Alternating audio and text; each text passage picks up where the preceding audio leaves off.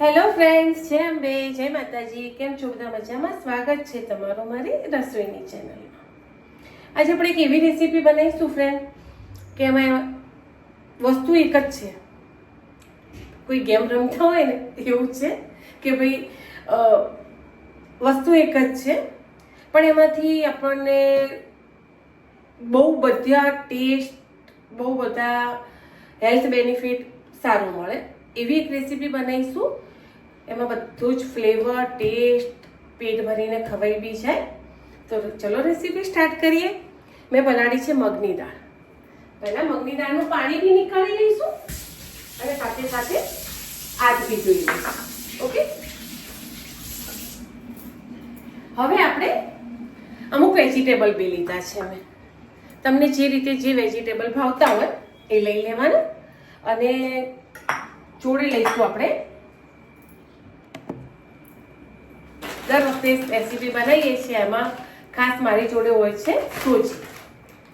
તો એમાં ઉપયોગ કરીશું સોજીનો. દાળ છે, સોજી છે, વેજીટેબલ છે. તમે એ વિચારતા હશો કે આ કોમ્બિનેશન કયું છે, પણ ફ્રેન્ડ બહુ ટેસ્ટી લાગશે અને બિલકુલ તેલ વગર, બિલકુલ ઘી વગર આપણે આ રેસીપી બનાવીશું. આજ પહેલાં વેજીટેબલ કટ કરી લો, છીણી લો, તમને જે રીતે ભાવતા હોય એ રીતે. મગની દાળ થોડી અધકચરી આપણે પીસી લઈશું મિક્સરમાં અને અડધી વાટકી જેટલી પહેલાં એ બધું કરીએ ને એના પહેલાં આપણે સોજી પલાળીશું.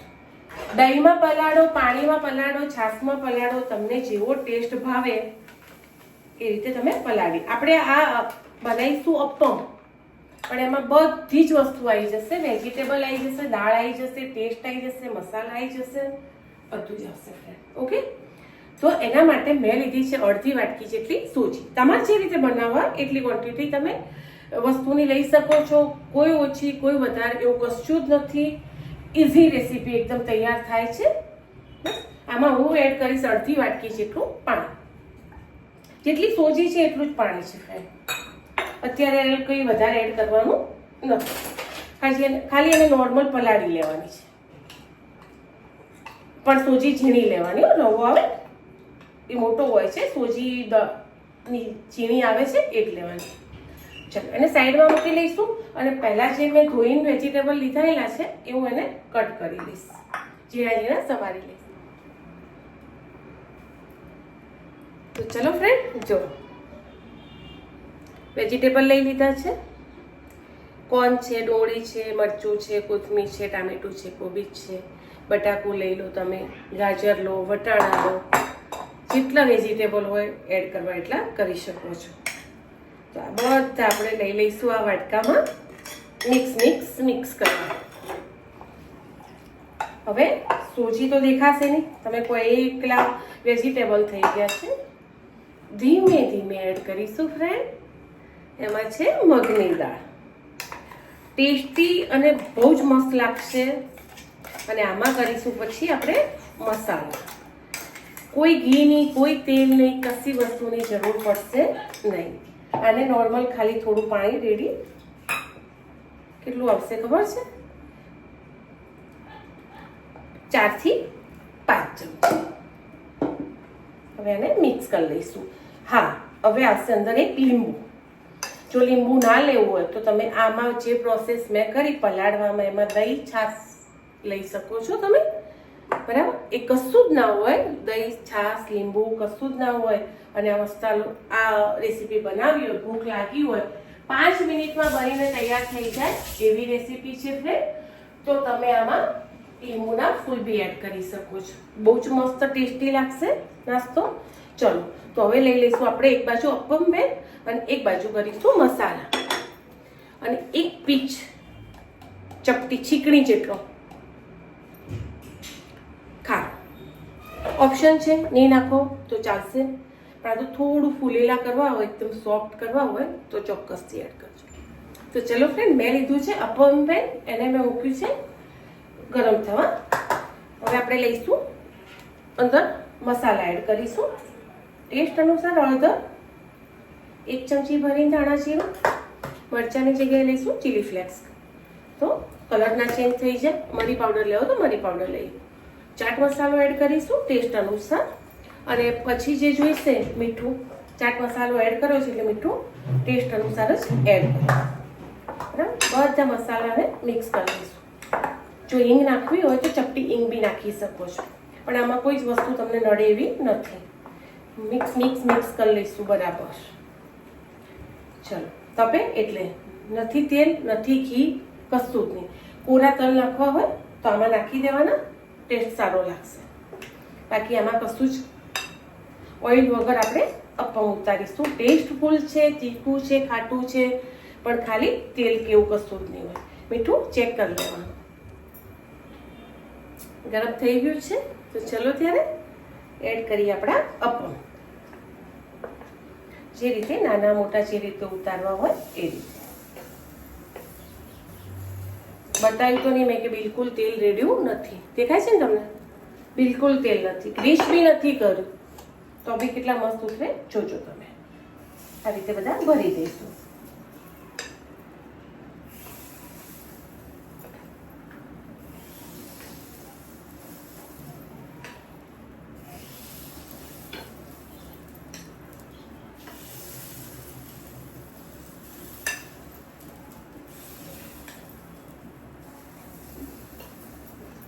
ભરી દઈશું બધા. ચોફ્યા મુકાઈ ગયા છે. હવે એને ધીમા તાપે 10 મિનિટ સુધીની આઈડિયા કરો, પણ તો બી 6 થી 7 મિનિટ થાય એટલે એકવાર ચેક કરી લેવાનું, કારણ કે આપણે તેલ નથી રેડ્યું ને એટલા માટે. બરાબર, હવે આને મસ્ત ચડવા દઈશું. તો ચલો 6 મિનિટ જેવું થયું છે તો ચેક કરી લઈએ. ઢાંકી દેજો, થોડું મગની દાળ છે ને એટલા માટે. પછી પાછળથી 5-6 મિનિટ ખુલ્લું રાખીશું. સાચવીનો ફ્રેન્ડ હજુ વાર છે, પ્રોપર મગની દાળ છે ને એટલે થોડી વાર લેશે. કાચું છે. 6 મિનિટ થઈ એટલે 10 મિનિટ થશે જ આમાં.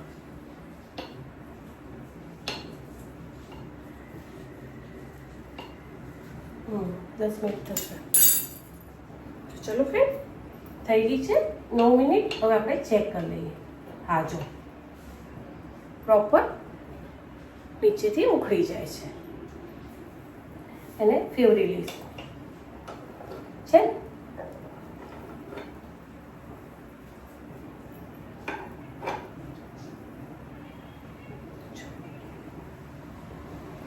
ક્રિસ્પી તમારે જેટલું કરવું એટલું થશે. તમારે ઓઇલવાળા કરવા હોય તો ચોક્કસથી કરજો. આ તો કોઈને ડાયટ ખાવા હોય અને ટેસ્ટી અને સારો હેલ્ધી ખોરાક ખાવો એના માટે છે. જે ખાતા હોય એ તો ઓઇલ, ઘી, બટર જેમાં બનાવી ખાવા એમાં ખાઈ શકે છે. બધા જ બહુ જ મસ્ત થઈ ગયા છે. પ્રોપર દાળ, શાક, ભાત બધું જ આમાં મળી જશે. કોઈ અલગ અલગ વસ્તુ બનાવી નહીં પડે. ડાયટ ઉપર હશું તો આના જોડે હેલ્ધી કેચઅપ, પનીર ડીપ જે બી બનાવીને ખાવું હોય ખાઈ શકો છો. બહુ જ મસ્ત લાગે. તો ચલો, બનાવી દીધો છે મેં તો હેલ્ધી, ટેસ્ટી અને ચટપટો નાસ્તો. એમાં ખાવાના બધા જ બેનિફિટ આવી જાય. ચોક્કસથી આ રેસીપી ટ્રાય કરજો. તો બી હું તમને બને એટલે પરફેક્ટ બતાવી દીધું. બધા ફેવરી લીધા છે. એક બી એવું નથી કે ચોટ્યું છે. ઇઝી રીતે તરત ફટાફટ ફરી જાય છે. હું તમને જોડે લઈને બી બતાવી દઉં.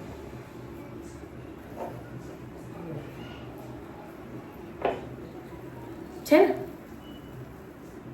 હવે આને ચડવા દઈશું. હવે ઢાંકવાની જરૂર નથી. એટલે શું, આપણે મગની દાળ હતી ને એટલા માટે. આ રેસીપી તમે 5 મિનિટમાં બી ફટાફટ તૈયાર કરી શકો છો. પણ શાંતિથી કેમ કરી કે આપણે ઓઇલ વગર કરી છે. પેલું તેલ તમે એડ કરો તો ફટાફટ થોડો ફૂલ ગેસ કે મીડિયમ રાખીને બી થઈ જાય. આમાં વધારે પડતા વેજીટેબલ જ છે, સોજી બી ઓછી છે અને મગની દાળ બી પલાળેલી માપની જ છે. પલાળેલા મગ આપણે ખાઈએ જ છીએ ને એટલે વાંધો નથી આવતો આમાં. એટલા માટે કીધું કે ફટાફટ રેસીપી આવી બની જશે. ચલો, ચડી જાય એટલે હું તમને પ્રોપર બતાવી દઉં.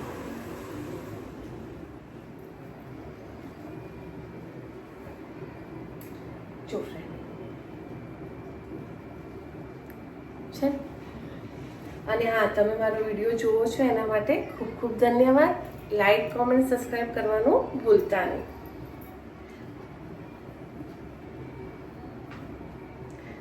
થેન્ક યુ ફ્રેન્ડ, આટલો સપોર્ટ કરવા માટે.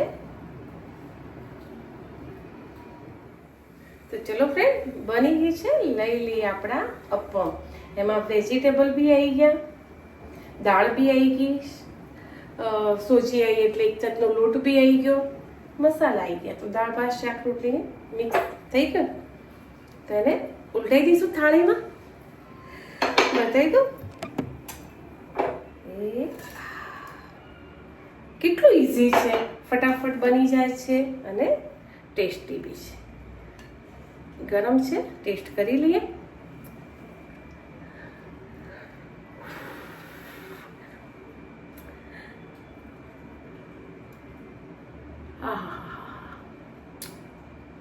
એટલી મસ્ત સુગંધ આવે ને ફ્રેન્ડ.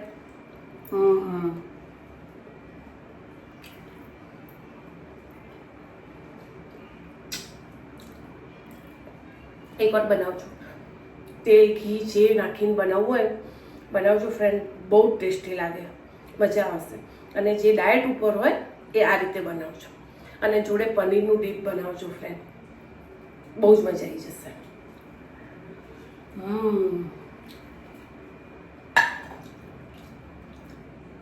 કશું એ વધારે હેલ્ધી થઈ જતું ને ના બનાવવું હોય ને તો મસ્ત તીખી તીખી કોથમીર મરચાં અને ફુદીનાની ચટણી બનાવજો.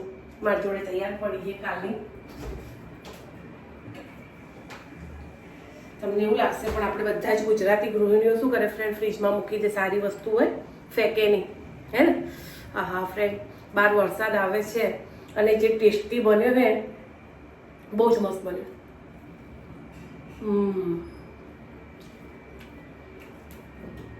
મળીએ આગળના નવા બ્લોગમાં. બાય.